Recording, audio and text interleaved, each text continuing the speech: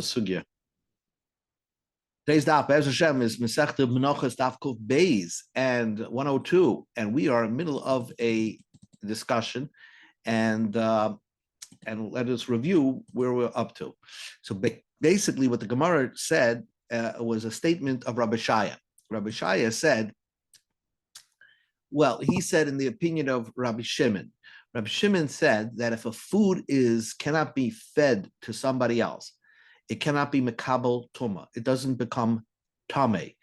For example, part of the examples that he brought, let's say you have shor haniskel, an ox that you're supposed to kill, and you slaughter it like a regular shechita. So it's not, that meat is not mekabel tuma, because that's meat that cannot be fed to somebody because it's asur b'hanoah, and therefore it's not mekabel tuma. Or arla fruit, which is not cannot be eaten, so therefore it's not mekabel tuma. So he said that if you have a carbon mincha, here's the mincha as you can see in the picture, and a person was mefagel the carbon mincha. Let's say when he was doing the kamitza, he's thinking a bad thought, so he's mefagel the carbon mincha. So he said that whatever is left over in the plate, hi Louis, we just began. Whatever is left over in the plate, says Rabbi Shaya, according to Rabbi Shimon, since you can't feed it to somebody else, it is not mekabel tuma. So the Gemara asked a contradiction. We see in a brisa that Rabbi Shimon says it is mekabel tumas oichlin. If you make pigel a mincha, it is mekabel tumas oichlin. So the answer is a very simple answer. What Rabbi Shaya is talking about is that this mincha, this flour mincha, you were magdish it not after it turned into flour, you were magdish it while it was still a stalk of wheat, while it was still a stalk. So it was always a holy mincha. And then, so it was not something that was edible to be eaten. And then when you did the kamitza and you invalidated the whole mincha, so this mincha now cannot be mekabel tuma. In the brisa where it says, Reb Shimon says that you mefagel a mincha, it could be mekabel tuma. That's talking about a mincha that you were magdish it after it became flour already. So up until that time, you could have, it was regular flour that could be eaten by anybody. So therefore, since it had a shasa koisha, it's a good language. Shasa koisha means it had a momentary of time where it could have been eaten, because it was not kodesh. So therefore, it's mekabel tumas oichlin. It's susceptible for tuma. So that's what the Gemara says. So the Gemara asked the question, wait a second. Rab Shimon always holds that, Rab Shimon says that there was a concept that you could have been poided. Even let's say, even if it was holy from the time that it was a stalk, right? So you're saying that it never had a shasa koisha, but it did have a shasa koisha. It did have a time that it could have been turned into chulin, because you could have potentially redeemed it and say, hey, I'm changing my mind, and redeem it on money. So the Gemara says, but if the fact is that you didn't redeem it, so that doesn't count. We don't consider it as if you did redeem it, because at the end of the day, you didn't redeem it. So now we're up to over here on Kuf Aleph Amud Beis V'Keva. But Reb Shimon has this interesting opinion that even if something is not done, it's considered to be done. So the Gemara's question is, V'Kevan the Iboya Parak Le Shamin and Le Reb Shimon the Omar. When even since you had an opportunity to redeem it, right? While it was holy flour, this thing is holy since it was wheat, and you made it into flour. At all periods of time, you could have redeemed it, right? And make it unkodesh. And Reb Shimon has an opinion, anything that you could have redeemed is considered redeemed. The Tanya we learned in a brisa, Reb Shimon says, a para aduma that you're shechting on Har Zesim, right? Mitama tumas oich. Now, when you shech that para, you cannot eat it or feed it to somebody. It's a para aduma. You're supposed to burn it into ashes. If before it becomes ashes, it could be susceptible to tuma after you shecht it. Because it is something that could be fed. It had a moment time where it could have been fed to people. How's that possible? You shechted it as a paraduma, and now you're on your way to burn it, right? And now you have this dead animal. You're supposed to burn it. Now you're telling me it could become tame. A para could be redeemed while it's still on the bonfire. So since even if you didn't redeem it, we consider it as if you redeemed it. So also by the mincha, why don't we consider it as if it's redeemed, and we will call it as if it had a shasa kosher, a time where it could have been fed to people. So why by paraduma do we consider it redeemed, since it potentially could be redeemed, and not by the mincha? So the Gemara answers a simple teretz. Hachi hasha, how can you compare? Bishlama paraduma, immediately padis is always destined to be redeemed. Why? Because even after you slaughter it, shemotza acheres naim, and if you find another more beautiful paraduma, mitzvah liftaisa, there's a commandment to redeem it. Change it out, bring a better paraduma. Mitzvah liftaisa, when you're bringing a mincha, and it's in the flour state, and you're putting it in a pot, and you're going to do kamitza, there's no mitzvah to redeem it. So therefore, since there's no mitzvah to redeem it, it's not considered to be redeemed. So the key point here is that if something, Reb Shimon's opinion is, we consider something to be done when there's a mitzvah to do it. Says the Gemara, v'halon lifnei zrika, the mitzvah zrika. There's a case in the Brisa that Reb Shimon said, noiser. Let's say you have meat and blood, whatever. The meat of a carbon is metama tumas oichlin. If it's the next day, ketzad lon lifnei zrika eina metama tumas oichlin. Oh, if he didn't do the zrika, so never was a kosher carbon that could be eaten. It's not metama tumas oichlin. That's what Reb Shimon said, right? So now, but why don't we say, since the blood's in the cup, the meat's over there, you shechted the animal, why don't we say it should be mitamas tumas oichlin, because since there's a mitzvah to do zrika, we should consider it as if the zrika was done. That's the Gemara's question. Well, how long if zrika, the mitzvah zrika be bayazarek, if you want, you could do the zrika. Ukutani and Reb Shimon held the ain mitama tumas oichlin. It's not mitama, it's not makabel tuma. So how do you rectify that? Why don't we consider it had a shasa kosher? And says the Gemara, in the case that Rav Shimon is talking about, is that you shechted the carbon like a minute before Shkias HaChama. There was no time in the day to sprinkle it.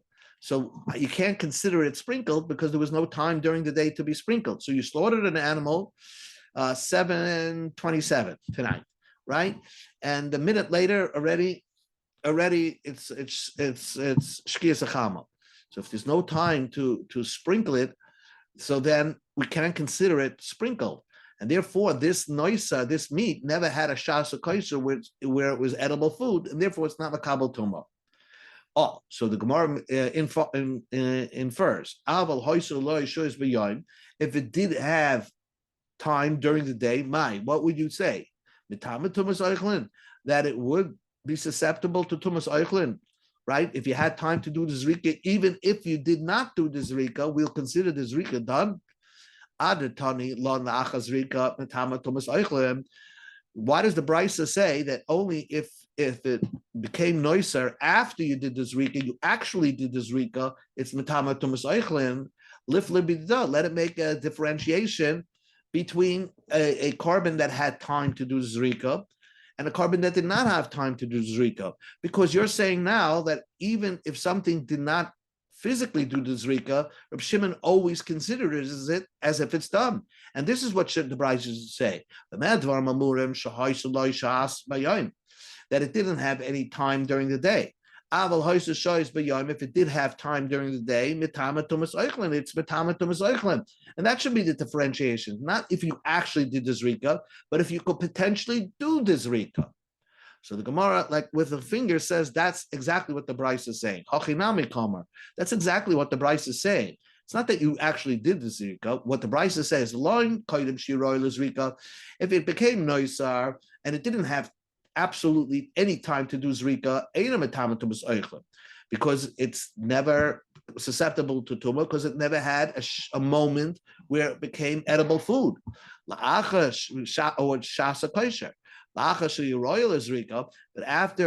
shechted at the carbon at 12 o'clock in the afternoon, and you had plenty of time to do the zrika, even if you didn't do the zrika, mitame tumas oichlin would be mikama tumas oichlin, because we say if it's potential to do the zrika, it's as if the zrika was done. Says the Gemara, the Brisa said that if you make pigel, let's say you sprinkled the blood of a shlamim, and you made it pigel, the meat of the animal was never edible food, so it's not makabel tumas oichlin. That was one of the examples Reb Shimon said. Wait a second, but there's a mitzvah l'zrika. The kohen is holding the blood, right, of a shlamim, and there's a mitzvah to do the zrika. V'ibaya, we go to Amid Aleph, v'ibaya zarek, and if he want, he could do the zrika without a pigel. He doesn't have to do a pigel thought. So Lukutani, and the Brisa says, that it's not matama tumas oichlin. Why not? Why don't we consider it as if you did the zrika already? My love, isn't the Brisa talking about the pigel b'zrika that you're talking about? You're trying to do a pigel on the zrika.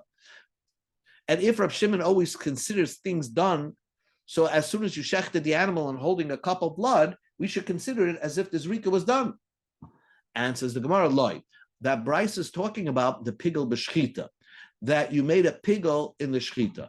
So if you make a pigel in the shchita, at never any time was this a kosher animal of food to be eaten, because you slaughtered it with a puzzle of shchita, thinking a bad thought. So now all the meat of the animal never had a moment that it was ra'i for a human being, and therefore it's not makabel tuma.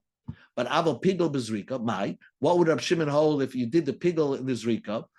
So then, hachinami, you're going to have to say the mitama tumas oichlin, that it would be mitama tumas oichlin, right? Because we consider it right before you do the blood, we consider it as if you made it kosher.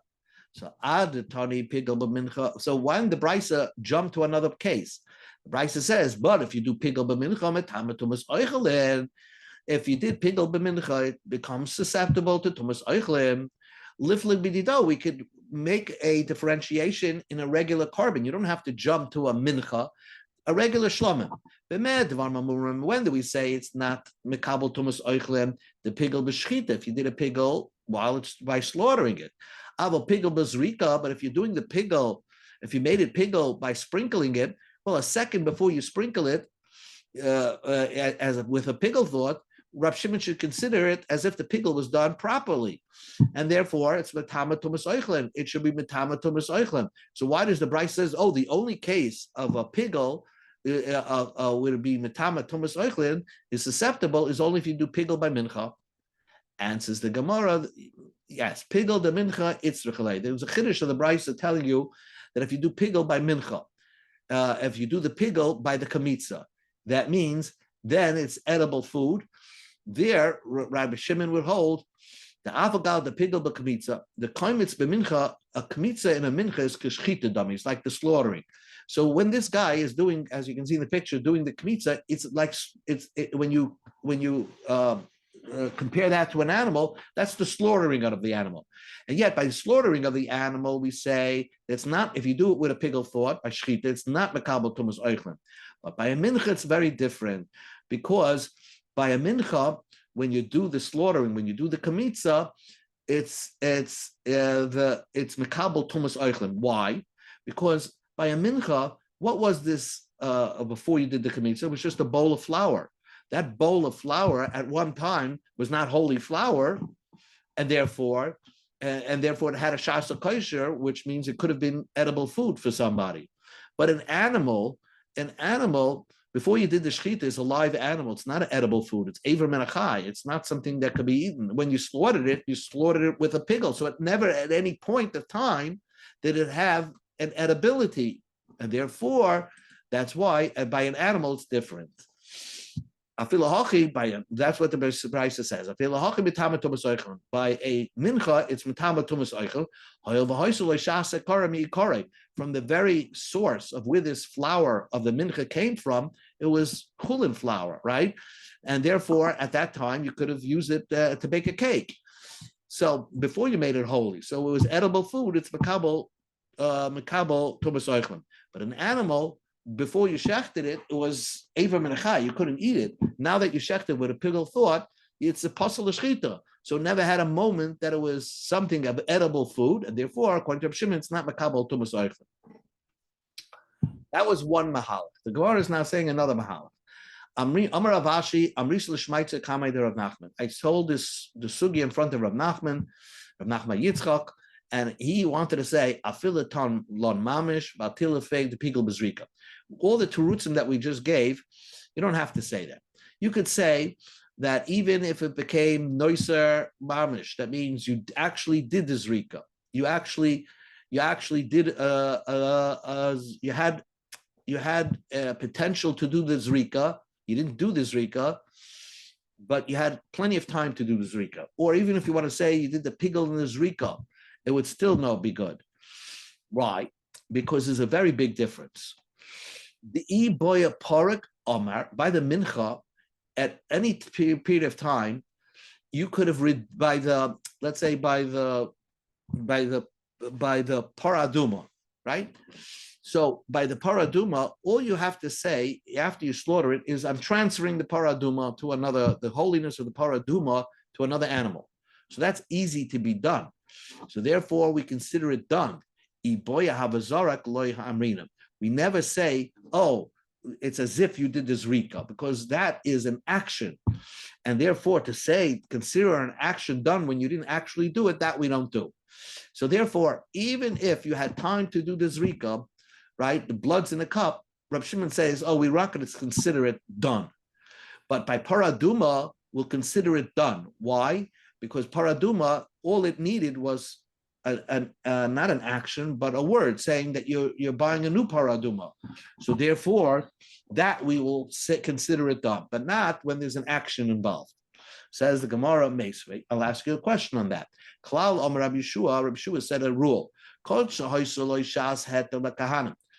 If the food had a time that the Kehanim are permitted to eat it, so it's not just God's food, that Kehanim can eat this food, ein by alamba, then you can't do me'ila in it. If at one period of time it was kosher for the Kehanim to take a bite out of it, there's no me'ila. If it never at any period of time a kohen could eat this kachim, mayalamba, then it's still God's food, and there's me'ila in it. The ezu shas heter lekahanim. What's considered something that had a moment of time to be eaten by kahanim? Very simple. You slaughtered an animal. The Gemara is now understanding you slaughtered an animal and holding on to the blood, and you didn't do anything with the blood. And then shalana, and then it's the next day. So at one time, you could have had considered. We considered as if the blood was sprayed, and therefore, because we consider the blood as if it was sprayed, so it had a time that it could have been eaten by the kahanim, or shenitmes, or shiyatza, or the animal became tamei after you shechted it, or shiyatza, or went out of the Beis Hamikdash. The ezu hish loy hoysh shas had to the kahanim. What's a case that was never permitted to the kahanim to eat? Shnishcha chutz zmana v'chutz l'mekayma. Let's say you slaughtered it with the wrong thought, or you slaughtered it right, but catching the blood was pasal kahanim, and they sprinkled the blood. So at no time was this meat ever permitted for kahanim to eat, and therefore it's still God's animal, and therefore there is a meila. But the beginning of the brisa says shalana v'shenitmes v'shiyatza. I love. What does this mean? Shalona mamish. That means that you slaughtered an animal, you kept the blood and didn't do anything with it. And the Brisa says that is considered as if the Kahanim had a time to eat, had an opportunity to eat this meat, because since you could have sprinkled the blood, even if you didn't sprinkle the blood, that's considered something that had a heter to the Kahanim. But you told me that by Zrika, we never consider something as, by Zrika, we don't consider something as if it's done. That's a question against Rav Nachman. The Iboya Havazaraku, it's a situation where you could have done the Zrika, and we consider it as the Zrika was done, and therefore we consider it as if there is no Me'ila. But you just got through saying a new opinion that when it comes to Zrika, we never consider it done. Answers the Gemara, no. That means it's talking about you actually did the Zrika. You actually did the Zrika. It's not like we consider it done. What the Bryce is saying, after you did the Zrika, so it's now a kosher animal, then it went out of the base of Mikdash, or then it became tummy. So like for 10 minutes before this happened, this was kosher to be eaten by the Kahanim. So Avalina my, but if you didn't bring the blood at all onto the mizbeach, you just kept it and overnighted it,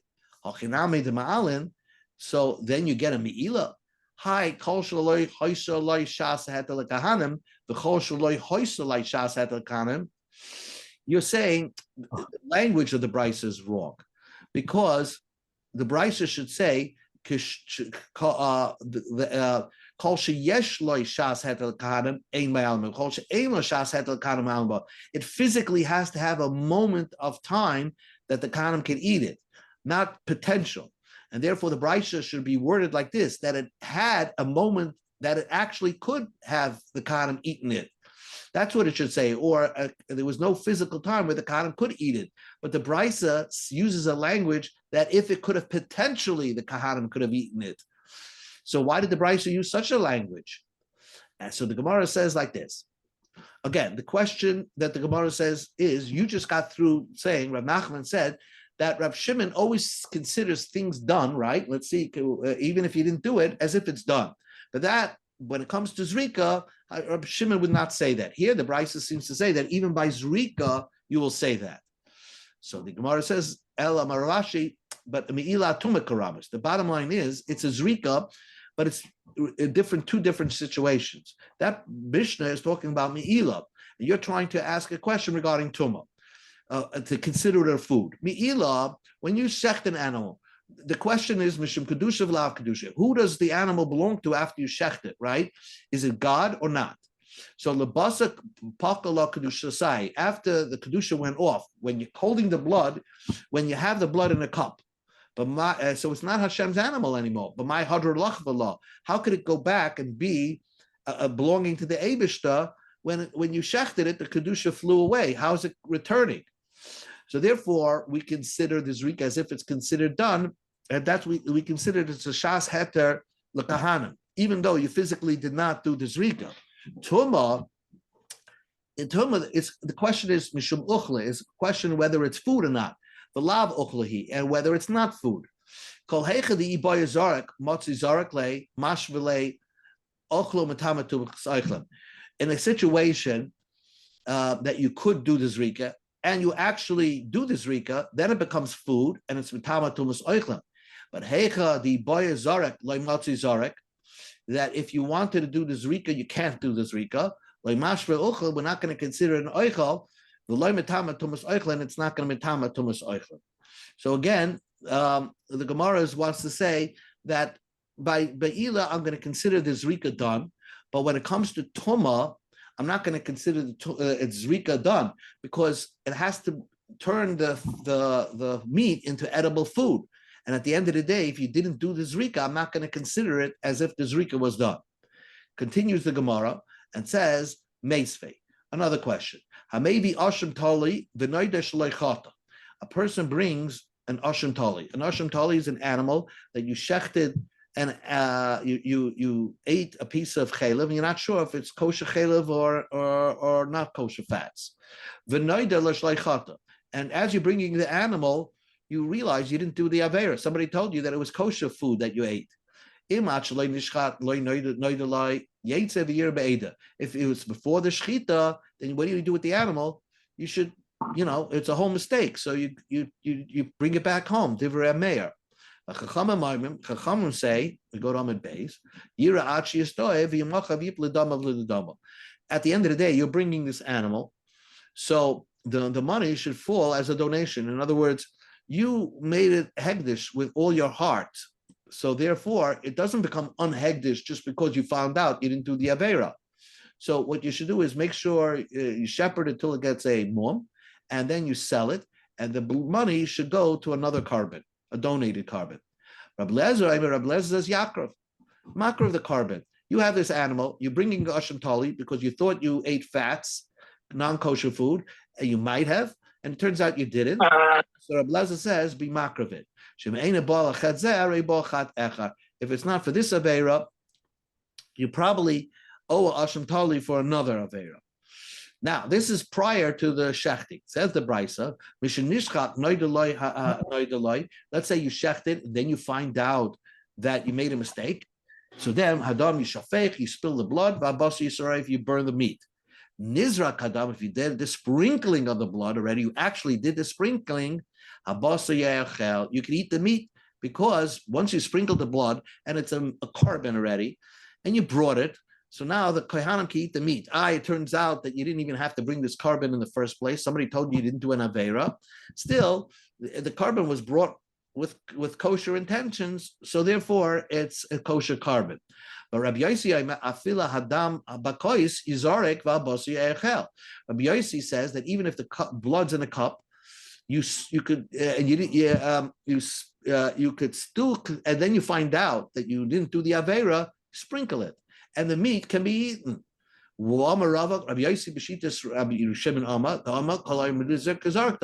it's in the cup, we consider it as if it's sprinkled. So once it's in the cup already, and then you find out you didn't do the averet, it was already considered sprinkled, and the meat is permitted to eat. So what you see from this brisa is that Reb Shimon's opinion is kol ha'omed lizrei kizarek dami applies even to make food edible, make food kosher to eat. And you just told me not so. Answers the Gemara, that's not the reason. Rabbi got it wrong. Midya Vitama, is that the reason of Rabbi Yossi? Amar b'Amar Shmei Rabbi Yossi Chanina. How many times did Rabbi Yossi the Ksava Klishares Mekachem Sun Lechatchil Likarev? The Klishares, once you put a blood in a cup, automatically Hashem says Xeris Hakosev, you could bring it up to the as a carb and sprinkle it. It has nothing to do with kolayim and lizrik kazarik dami. It's a new opinion of once something is in a holy vessel that's catching the blood, even if it's a puzzle carbon, you could be makar of it. Half a minute, and then we'll stop till the Mishnah. One more point. We're just dealing with of something that there was an opinion that Rab Shimon said kolayim and lizrik kazarik dami. Right? If something is up to being sprinkled, we consider it sprinkled. Listen to this question. If something is supposed to be sprinkled, we consider it as if it's done. Then something that's supposed to be burnt, we'll consider it as if it's ashes already. So the question is, noisa upara, regular leftover meat, that from a carbon, you didn't get a chance to finish it. Upara or paraduma, that you didn't burn it yet. Why do they become susceptible to tumah, even though it looks like meat? But since there's a mitzvah to burn it, like noisa, there's a mitzvah to burn. It's a mitzvah to burn paraduma. Afro be'almaninu. We should consider it as if it's burned, and it should be considered like dirt, and should not be mekabel tumah. Amalei. So this was a question to Rav Kahana. So Rav Kahana answered, once it's called a holy food, so then automatically it's susceptible to tumah. I understand it's susceptible to tumah because it's a holy food. But now you're saying that it could also be called a tameh, that it could make other foods tamei. How do you know? Tifshe, the boy Rish Lakish had a question.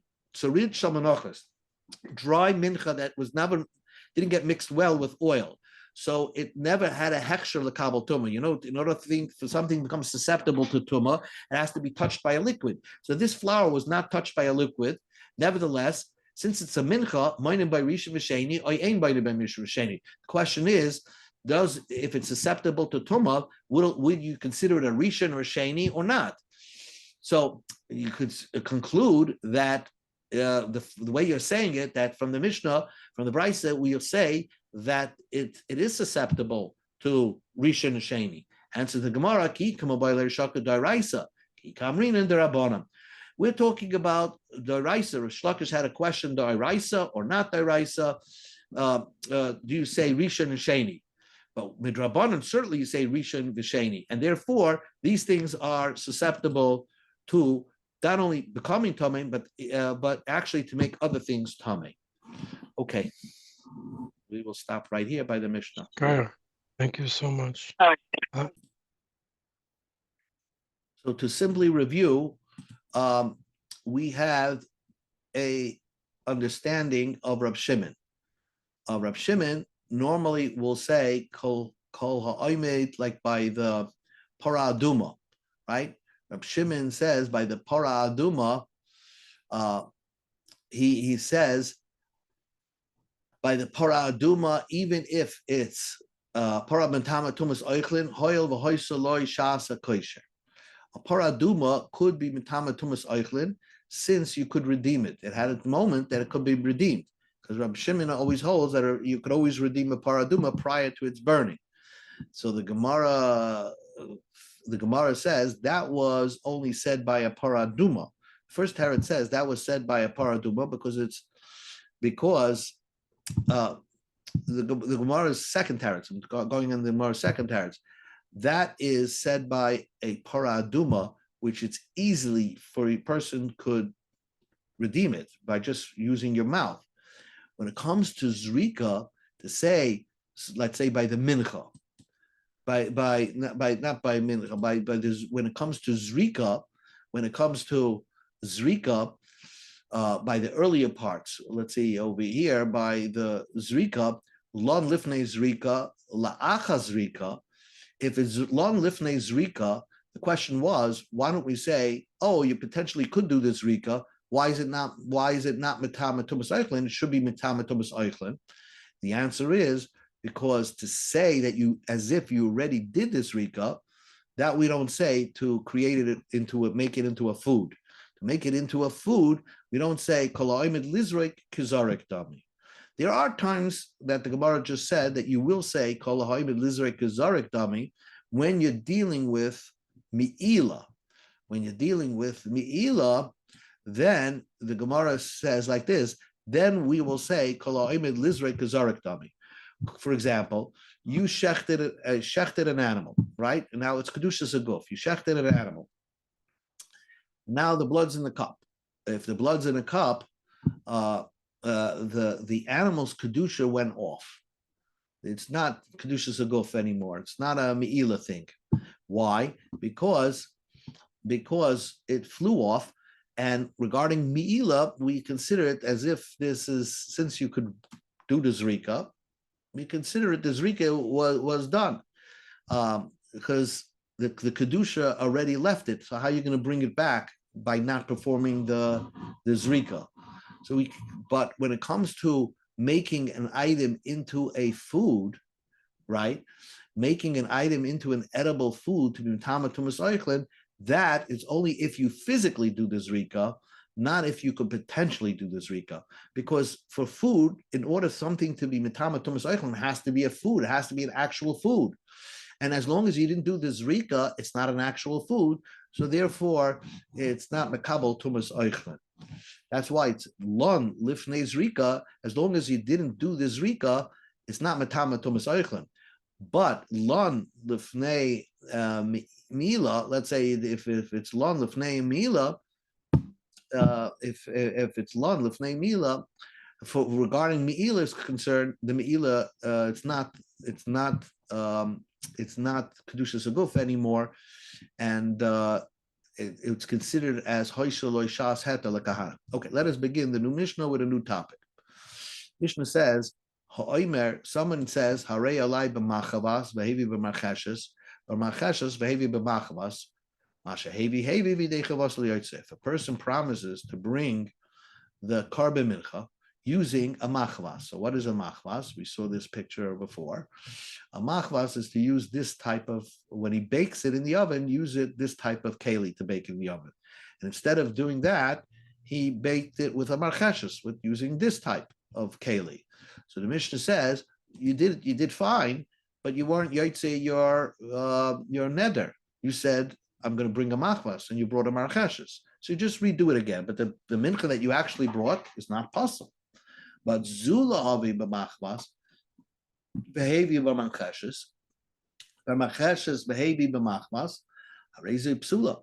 If you said this flour, I'm going to bake it in a machvas, and you baked it in a marcheshes, or you said this flour, I'm going to bake in a marcheshes, and you baked it in a machvas, so you changed it around, harezi psula, then it's a pasal mincha. Okay, that makes sense.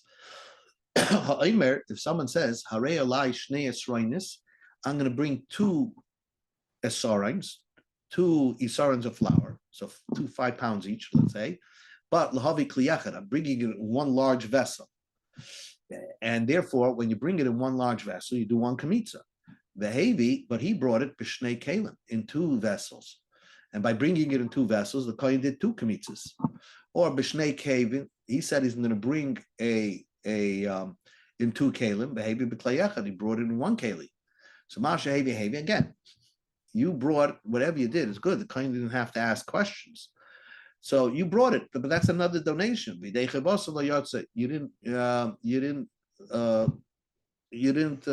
do your obligation, and therefore you still have to bring exactly what you promised. But let's say elu, you said these. In other words, you have flour, and you said this flour, the kliyachat, I'm bringing it in 1 keli, heavy b'shnei kalim, and you brought it in 2 kalim. Or you said this flour, b'shnei kalim, I'm bringing it in 2 kalim, heavy b'kliyachat, and you brought it in 1 kalim. Harei psulim, that's possible. That's possible, ready, because you changed it around. Continues the Bryce and says, Harei alai shneis, the Mishnah, Harei alai shneis roinis lahavi b'kliyachat. You promised to bring 2 isarins in 1 vessel, heavy b'shnei kalim, and you brought it in 2 kalim. So you committed to bring on 2 isarins in 1 vessel, and he brought it in 2 kalim. So the problem, amrulai, what they told you, you're supposed to bring it in 1 kalim. Why are you giving it to the kohen in 2 kalims?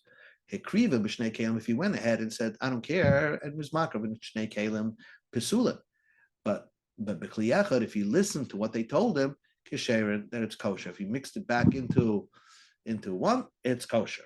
Says the Mishnah, Harei alai shnei esroinis lahavi b'shnei kalim. He said, I am bringing 2 yisarins in 2 different kalim, the heavy b'kliyachet, and brings it in 1 keli. Amrulai, they told him, Shnei kalim nedarta, you said you're bringing it in 2 kalims, and how you bring it to the kohen in 1 keli? So krivim b'shnei kalim, if he brought it in 2 kalim, kisherim. If he changed it around and says, you're right, I'm going to turn it now into 2 kalim, it's kisherim. Nasnu l'kliyachet, but if he put it in 1 kalim, so kishtei mincha is shnas arba. We can treat it like 2 minchas that got mixed up into 1 keli, and therefore, if the kohen could see which was which, that there are 2 separate minchas in this 1 keli, and he could do a kamitza on this side and a kamitza on that side, fine, because it's supposed to be in 2 different kalim, because that's what he made his neder to. But if it's not, then if it got mixed up, and then you can't see, it's now all mixed. It's 2 isarins all mixed up. So then you can't do separate kamitzas, so then it will be possible. Again, if a person, I just want to say that if a person says in a kli echad, the kli echad behavi b'shnei kalim, and if you promise to bring it in 1 keli and you bring it in 2 kalim, it's possible because the kohen is doing 2 kamatzim, and you're only promising 1 koinitz. And not only that, the mincha is now missing because in every keli, because you're taking off too much kmitza. And the same holds true in the opposite case. When you promise to bring it in 2 kelim, so you promise to give more kmitza and less mincha, and you bring it in 1 keli. So now, if you bring it in 1 keli, you have extra mincha, and you're cheating the kmatza. So therefore, that's why in those cases it's possible. Okay. Good Shabbos.